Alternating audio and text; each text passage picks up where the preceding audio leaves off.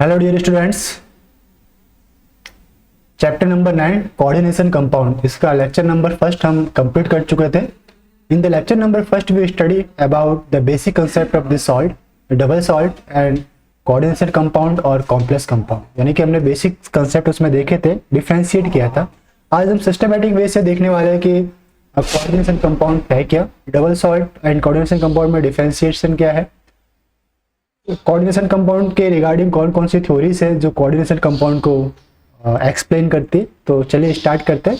देखिए, इनिशियली जिन्होंने भी पार्ट नंबर फर्स्ट इस लेक्चर का नहीं देखा है, प्लीज़ आप पार्ट नंबर फर्स्ट देखिए, तो जाके आप अच्छे से इस चैप्टर को आप अंडरस्टैंड कर पाएंगे। ओके, तो कोऑर्डिनेशन कंपाउंड के अंदर होता है क्या, आपके पास एक सेंट्रल मेटल होता है। वापस से बता देता हूँ, देयर आर सेंट्रल मेटल, आपके पास एक रहेगा मेटल एम, इसके सराउंडिंग में कौन रहेंगे, लिगेंड। मेटल है वो आपका ट्रांजिशन मेटल होगा। मेटल कौन सा होगा, ये आपका इंपॉर्टेंट है। मेटल हमेशा ट्रांजिशन एलिमेंट ही रहेगा, आपका डी ब्लॉक से रिलेटेड रहेगा ट्रांजिशन एलिमेंट। लिगेंड अपने पेयर ऑफ इलेक्ट्रॉन मेटल के डी ऑर्बिटल के अंदर डोनेट करेंगे और एक बॉन्ड फॉर्म करेंगे जिसे हम बोलते हैं कोऑर्डिनेट बॉन्ड। और ये कोऑर्डिनेट बॉन्ड आपके एक्वियस सॉल्यूशन के अंदर रिटेन रहते हैं, ब्रेकअप नहीं होते, ब्रेक नहीं होते, रिटेन रहते हैं। ठीक है, तो चलिए स्टार्ट करते हैं। Coordination compound in which the central metal atom is linked to a number of ions और न्यूट्रल मॉलिक्यूल्स। ये जो आयंस और न्यूट्रल मॉलिक्यूल, इसे हम क्या बोलते हैं, ligand, by coordinate bond, that is by donation of electron pair of electron. Means हम क्या करते हैं, लिगेंड से इलेक्ट्रॉन डोनेट करते हैं, किसको, मेटल को, और किसमें, मेटल के एम्प्टी डी ऑर्बिटल के अंदर। And these ion and neutral molecules to the central metal atom. देखो क्या होगा, ये आपका मेटल है, इसके सराउंडिंग में लिगेंड्स होंगे, हो सकता है यहाँ पे भी लिगेंड हो, ऊपर भी हो, नीचे भी हो। ये लिगेंड आपका इलेक्ट्रॉन डोनेट करेगा, ये भी इलेक्ट्रॉन डोनेट करेगा, कहाँ पे, मेटल के एम्प्टी डी ऑर्बिटल में, और एक बॉन्ड फॉर्म करेंगे। इसी को हम क्या बोलेंगे, coordination bond, sorry coordinate bond. और इससे जो हमारे पास जो कंपाउंड फॉर्म होंगे उसे बोलेंगे कोऑर्डिनेशन कंपाउंड। अब स्टार्ट करते थोड़ा सा little bit of the difference between the double salt and complex compound. Previous lecture के अंदर हम मेन डिफरेंशिएशन हम लोग कर चुके थे, इसके अंदर कोई ज़्यादा टाइम हमको देना नहीं है, बता देता हूँ फिर भी। चलिए आपके लिए just 1 minute this one. Okay, ये देखिए हमने फर्स्ट लेक्चर के अंदर ये पूरा डिफरेंशिएशन देखा था, complex compound, coordination compound, double salt and salt. This one is the salt, salt के बारे में था, this one double salt and this one is complex compound.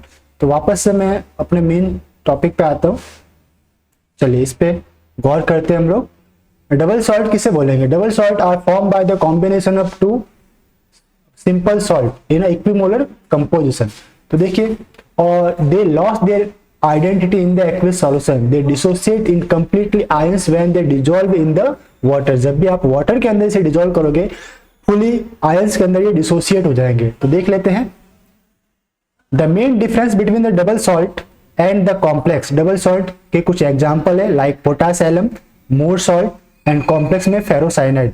Is that former dissociate completely into ions in aqueous solution. Means former कौन सा, double salt. Double salt जो है वो completely dissociate होते हैं and does not contain any coordinate bond. Okay, double salt में coordinate bond नहीं होता, बट लास्ट वाले में देखो, latter does not dissociate completely into ions and always contain coordination bond. Means दो डिफरेंस मेन है।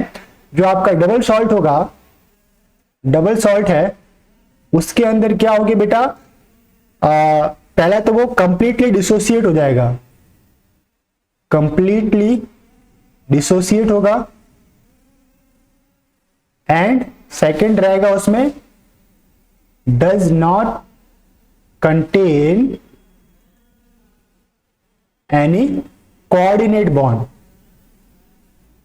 Coordinate bond. ठीक है बेटा, तो इस टाइप से भी हम लिख सकते हैं। और कॉम्प्लेक्स कंपाउंड के अंदर कोऑर्डिनेट बॉन्ड भी प्रेजेंट है और वो फुली डिसोसिएट नहीं होते हैं। अब है कि भाई इसे एक्सप्लेन करने के लिए सबसे जो पहले साइंटिस्ट थे इस टाइप के कॉम्प्लेक्स को एक्सप्लेन करने के लिए, जो फर्स्ट साइंटिस्ट हमारे थे वो थे वेनर्स। वेनर्स थ्योरी ऑफ कॉम्प्लेक्स, इसे हम लोग हाईलाइट करते हैं, वेनर्स थ्योरी ऑफ कॉम्प्लेक्स। अकॉर्डिंग इस थ्योरी के कुछ पोस्टुलेट है, वन बाय वन हम लोग देखते हैं। मेन पोस्टुलेट, फर्स्ट पोस्टुलेट इसमें क्या बताया कि जो भी कॉम्प्लेक्स है उसके अंदर एक सेंट्रल मेटल होता है। जो भी आपके पास कॉम्प्लेक्स है, कॉम्प्लेक्स को हम बड़े ब्रैकेट के अंदर शो करते हैं, इसके अंदर एक सेंट्रल मेटल होगा, मेटल को अभी डिनोट करता हूं एम से। इस मेटल को सराउंडेड किए हुए होंगे लिगेंड, लिगेंड को मैंने सराउंड रिप्रेजेंट किया एल से, और इसके कुछ नंबर होंगे लाइक 2, लाइक 3, लाइक 4, लाइक 6, कुछ भी हो सकता था, मैं यहाँ पे नंबर लिख दूं एन। ठीक है, तो every metal forming a complex exhibit two type of the valency. तो यहाँ पे दो टाइप की इसकी वैलेंसी होगी। इस पूरे कॉम्प्लेक्स के ऊपर कुछ भी चार्ज हो सकता है, मैं सपोज कर लो इसके ऊपर चार्ज है आपके पास ए, ठीक है, स्मॉल है। तो every metal forming a complex exhibit two type of the valency. पहली वैलेंसी को बोलते हैं प्राइमरी वैलेंसी। ये जो प्राइमरी वैलेंसी है वो पूरे के कॉम्प्लेक्स के ऊपर जो चार्ज है उसे हम बोलेंगे प्राइमरी वैलेंसी। एंड सेकंड है आपके पास सेकेंडरी वैलेंसी। सेकेंडरी वैलेंसी किसे बोलेंगे? जो मेटल कॉम्प्लेक्स में प्रेजेंट है उसकी ऑक्सीडेशन स्टेट को हम बोलेंगे सेकेंडरी वैलेंसी। ओके, नेक्स्ट आपके पास रहता है primary valency is ionisable in nature whereas secondary valency is non ionisable. ये भी मैं जस्ट अभी आपको शो करेंगे किस टाइप से प्राइमरी आयोनाइजेबल है। जैसे हमने देखा था कि पोटेशियम फेरोसाइनाइड के केस के अंदर, लाइक अगर मैं इसे अभी नेक्स्ट जस्ट 2-3 मिनट के बाद हम लोग इसे डिस्कस करते हैं। Second third point, primary valency जो भी है वो उसे हम कहते हैं is also called oxidation state. ठीक है, यानी कि ऑक्सीडेशन स्टेट से ये फाइंड आउट होती है। सेकेंडरी वैलेंसी जो है उसे हम बोलते हैं कोऑर्डिनेशन नंबर भी बोलते हैं, कोऑर्डिनेशन नंबर ऑफ मेटल, यानी कि किसी सेंट्रल मेटल से नंबर ऑफ लिगेंड कितने जुड़े हुए हैं वो उसकी सेकेंडरी वैलेंसी को रिप्रेजेंट करेगी। फॉर एग्जांपल ये एक आपके पास कॉम्प्लेक्स है प्लैटिनम NH36Cl4। तो देखो अब इस ब्रैकेट के अंदर या जो ये बिग ब्रैकेट है ये आपकी रह गई कॉम्प्लेक्स। ठीक है, अब इस कॉम्प्लेक्स के अंदर सेंट्रल मेटल कॉल है प्लैटिनम। अब प्लैटिनम के साथ जितने भी लिगेंड अटैच्ड है वो इसकी रहेगी सेकेंडरी वैलेंसी। तो प्लैटिनम के साथ 6 आपके पास लिगेंड अटैच्ड है, तो सेकेंडरी वैलेंसी कितनी होगी बेटा? 6। क्यों? क्योंकि फ्रॉम 6 एमीन। और इस पूरे ब्रैकेट के ऊपर जितना चार्ज है, इस पूरे ब्रैकेट के ऊपर +4 चार्ज आएगा, तो वो रहेगी इसकी प्राइमरी वैलेंसी। क्यों? क्योंकि +4 को बैलेंस करने के लिए 4 Cl नेगेटिव्स रहेंगे आपके पास, इसलिए फ्रॉम 4 Cl नेगेटिव ये आपके पास आ गई प्राइमरी वैलेंसी। अब यहां पर है कि जो आपके पास प्राइमरी वैलेंसी है वो सेटिस्फाइड होती है negative ions as well as secondary valency है सेटिस्फाइड बाय नेगेटिव आयंस और न्यूट्रल मॉलिक्यूल। सेकेंडरी वैलेंसी किससे सेटिस्फाई हो सकती है? Negative as well as neutral. और प्राइमरी वैलेंसी इसने दे दिया है कि आपकी नेगेटिव आयन से सेटिस्फाइड होगी, बट पॉजिटिव आयन से भी सेटिस्फाइड हो सकती है। अगर आपके कॉम्प्लेक्स के ऊपर नेगेटिव चार्ज आ रहा है तो प्राइमरी वैलेंसी आपकी पॉजिटिव आयन से सेटिस्फाइड होगी। Okay, last one and more important, secondary valency जो होती है इंपॉर्टेंट है, ये वेरी इंपॉर्टेंट, इसे हाईलाइट करना। देखिए जो भी आपके पास सेकेंडरी वैलेंसीज है ये डायरेक्शनल नेचर की होती है and determine the geometry of the complex. Means ligand metal के साथ एक पर्टिकुलर जियोमेट्री के अंदर बाइंड होता है, कोऑर्डिनेट बॉन्ड से बाइंड होता है, और ये ब्रेक होते नहीं है सिंपली। वाटर के अंदर डिसॉल्व करोगे तो भी ब्रेक नहीं होंगे, इसलिए ये क्या है? Directional nature. जबकि जो प्राइमरी वैलेंसी है on the other hand, primary valency क्या होती है बेटा? Non directional. On other hand primary valency are non directional in nature. मैं एक सिंपल सा एग्जांपल लेके बताता हूं, आप समझ पाएंगे। देखिए यहां पे हम लोग एक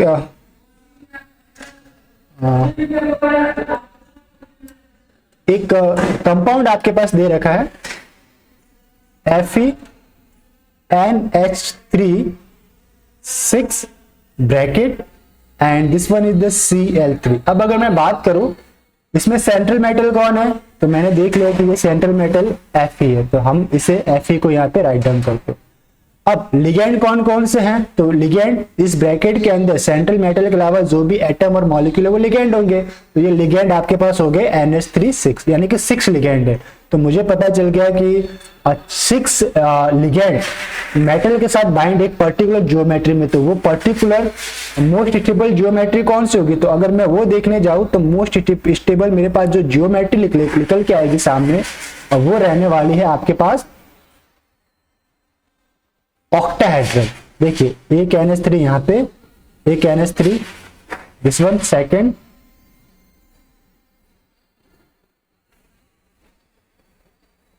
ये एक ऑक्टाहेड्रल को रिप्रेजेंट करते हैं। अगर मैं इसको और सिंपल यहाँ पे राइट डाउन करूं तो मुझे क्या दिखाई देगा, एक ऑक्टाहेड्रल आप देख पाएंगे। यहाँ पे मेटल, ऊपर नीचे लिगेंड, आप लोग राइट डाउन कर दो। कोनर्स को अगर आप लोग मीट करोगे तो आपके पास ऊपर और नीचे वाले कोनर्स को मीट करो तो एक ऑक्टाहेड्रल आपके पास बनेगा। तो ये क्या बन गया आपके पास, ऑक्टाहेड्रल जियोमेट्री।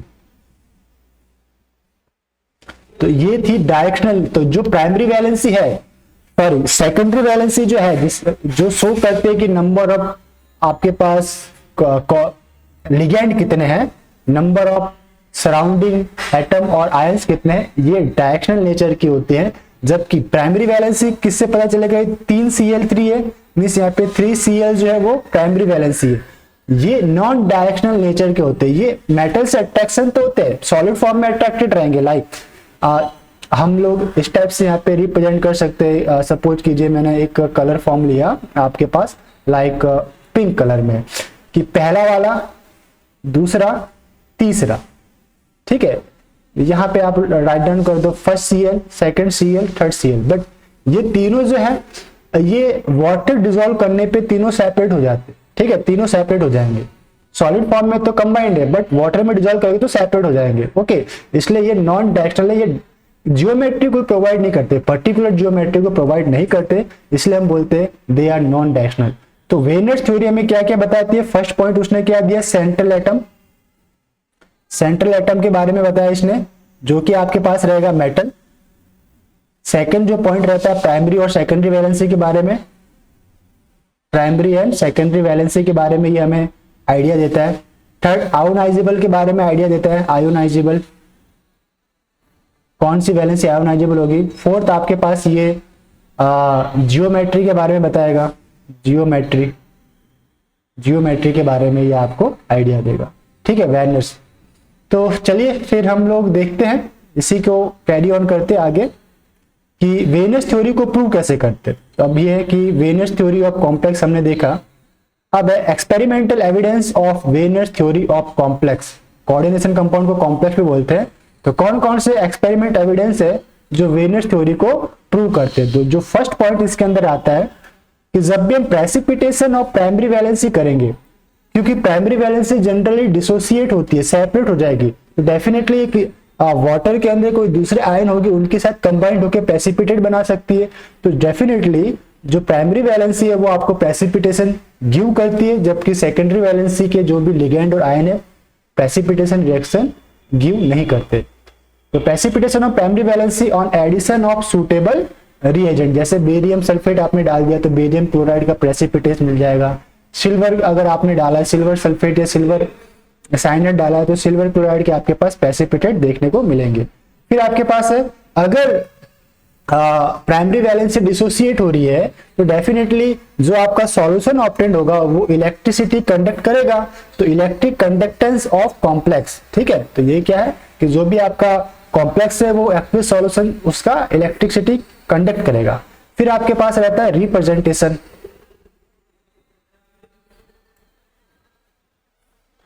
ठीक है, दिस विजिबल होगा ये आपको, देखिए। अब रिप्रेजेंटेशन ऑफ द कॉम्प्लेक्स, ये मैंने आपको पहले ही बता दिया। यहाँ पे ऑक्टाहेड्रल जियोमेट्री, ये जो पर्टिकुलर आपके पास कॉम्प्लेक्स है वो है हेक्साएमिन आयरन क्लोराइड, हेक्साएमिन आयरन क्लोराइड का कॉम्प्लेक्स है। और इसकी जो जियोमेट्री होती है वो किस टाइप की होती है, ऑक्टाहेड्रल, ऑक्टाहेड्रल। जो प्राइमरी वैलेंसी है वो डॉटेड से रिप्रेजेंटेड है, यहाँ पे देख लो, dotted line indicate primary valency, like 3Cl है, 1 2 एंड 3। और जो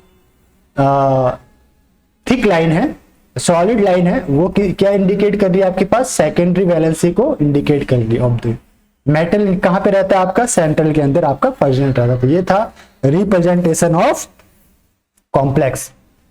तो यहां तक आई होप आप सभी को समझ में आ गया होगा। अभी तक हमने क्या देखा, कोऑर्डिनेशन कंपाउंड कैसे फॉर्म होते हैं, ठीक है, डबल शॉर्ट कोऑर्डिनेशन कंपाउंड के अंदर डिफरेंशिएट क्या है वो हमने देख लिया। फिर हमने देखा कि theory, वेनर्स theory of the complex compound, इसके 4 या 5 मेन पॉइंट थे, and the evidence of the वेनर्स theory, ठीक है। इतना हम लोग कंप्लीट कर चुके हैं। और इस लेक्चर को मैं यहीं पे स्टॉप करता हूँ। मिलते हैं नेक्स्ट लेक्चर में, तब तक के लिए हैव अ नाइस डे।